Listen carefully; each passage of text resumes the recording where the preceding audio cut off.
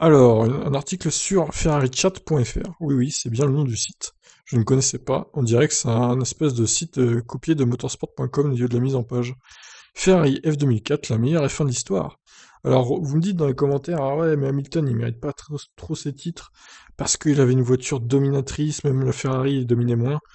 Alors voyons par rapport à la F2004. La monoplace ayant offert un 7ème titre à Michael Schumacher au cours de ces dernières semaines, Ferrari Chat vous a dévoilé les 10 meilleures monoplaces de Formule 1 construites par la Scuderia Ferrari. Notre top 10 se basait sur le palmarès des voitures mais aussi sur leur importance dans l'histoire de la marque italienne.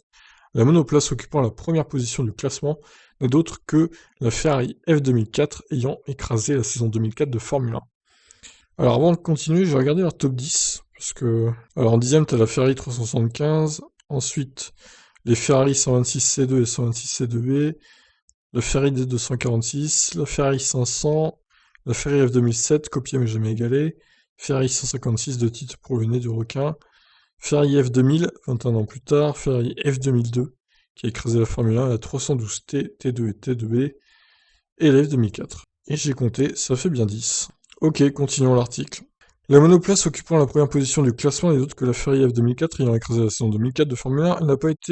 Elle n'a pas la longévité de la 312T ou de la D246, mais nous parlons ici d'une voiture si rapide qu'elle a fait croire aux ingénieurs Ferrari que leur chronomètre était défectueux. Ah oui, quand même. En 2003, la Ferrari F2003 GA n'était pas la voiture la plus rapide du plateau, et ce n'est que grâce à une fiabilité accrue que la Scuderia et Schumacher ont pu s'offrir le titre mondial. Malgré tout, la monoplace sert de base pour le développement de la F2004. Les pontons sont davantage sculptés, les cheminées d'échappement sont retravaillées, et le dessin de la suspension arrière est modifié pour améliorer la tenue de route, l'un des points faibles de la F2003 GA. Ce qui est étonnant, parce qu'il sortait d'une domination avec la F2002 aussi. Alors pourquoi la 2003 a été ratée? Bizarre. Au début de l'année 2004, avant le début du championnat, la F2004 et la F2003 GA s'affrontent sur le circuit d'Imola afin de comparer les performances des deux modèles.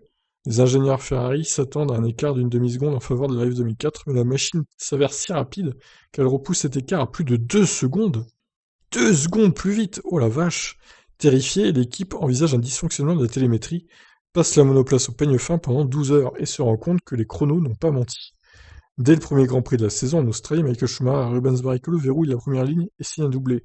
Les gommes Michelin ont beau offrir les meilleures performances, la relation presque fusionnelle entre Ferrari et Bridgestone triomphe sur le bibendum.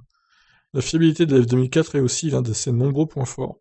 Sur l'ensemble de l'année 2004, Schumacher et Barrichello parcourent 10 748 km, soit près de 1000 bornes de mieux que Sauber, deuxième équipe de ce classement. Les deux seuls abandons de Ferrari cette année sont liés à des accrochages. S'il faut trouver un point faible à cette monoplace, on ne peut reprocher qu'un léger manque de forme le samedi. Sur les 18 Grands Prix auxquels la F2004 a pris part, elle ne signe que 12 pole positions. Cela est en partie dû au format des qualifs de l'époque, 2 séances d'un tour lancé, et en partie dû aux performances des pneus Bridgestone, bien plus fringants au moment de la course. Les 12 pole positions sont converties en 15 victoires, dont 8 doublés. Schumacher remporte une 7ème couronne et s'adjuge un record qui n'a toujours pas été battu, le plus grand nombre de victoires sur une année, 13. Ouais, alors ça va être dur à battre, je pense. Hein. Peut-être qu'Hamilton aurait pu le battre cette année s'il y avait eu les 22 courses. Là, on a été sur une saison 2020 de 17 courses, un peu moins qu'en 2004 du coup. Un Grand Prix de moins, il y a eu. 2004 est le paroxysme de la domination de Ferrari en Formule 1. Il faudra une intervention de la FIA et une modification du règlement pour que la carte soit redistribuée. En l'espace de quelques mois, la toute-puissante F2004, désormais dans sa version modificata, est éclipsée par les Renault et les McLaren. L'arrivée de la F2005 plus tard dans l'année ne changera pas la donne. Cependant, l'empreinte laissée par la F2004 a marqué à tout jamais la Formule 1 et les fans.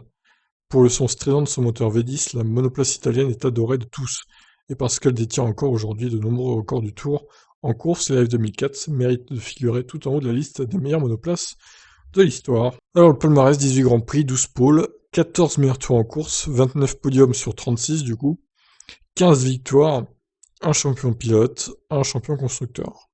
15 victoires sur 18 courses, c'est incroyable. Même Mercedes en 2020 a fait moins bien, quoi. Et vous avez les statistiques du coup de la Ferrari, 19 000 tours minute, voilà, à l'époque c'était ça, 900 chevaux, V10 à 90 degrés. La longueur, 4,55 m, on peut arrondir à 4,55 m, vu que c'est 4,54 m et demi, 1,80 m, la hauteur un peu moins d'un mètre, empattement de 3,05 m, et le poids évidemment de 605 kg, les voitures étaient vraiment plus légères qu'aujourd'hui. Voilà, donc un peu la voiture ultime. Mais à l'époque, je pense que les manufacturiers jouaient beaucoup sur les performances des différentes voitures, parce qu'on a vu après, en 2005, le gros échec de Ferrari, quoi, parce que la voiture, elle était nulle part. Un peu comme en 2003, c'était encore plus compliqué qu'en 2003 pour le coup, hein. Sacrée saison 2005 de merde pour Ferrari. Par contre, en 2006, c'est revenu au top avec Renault, avec un duel avec Renault, du coup. Par contre, McLaren en 2006, c'était plus ça, hein. Comme quoi, dans les années 2000, ça alternait un peu entre bonne saison, très bonne saison, saison de merde. Voilà, c'était un peu ça. C'est vrai que depuis 2014, Mercedes, ça fait que dominer. Ils n'ont pas eu une seule saison de merde. Ils n'ont pas raté une seule de leurs voitures, ce qui est quand même incroyable. Performance vraiment incroyable. Bah, écoutez, je vous laisse réagir. Qu'est-ce que vous en pensez de la F2004? Ciao, ciao.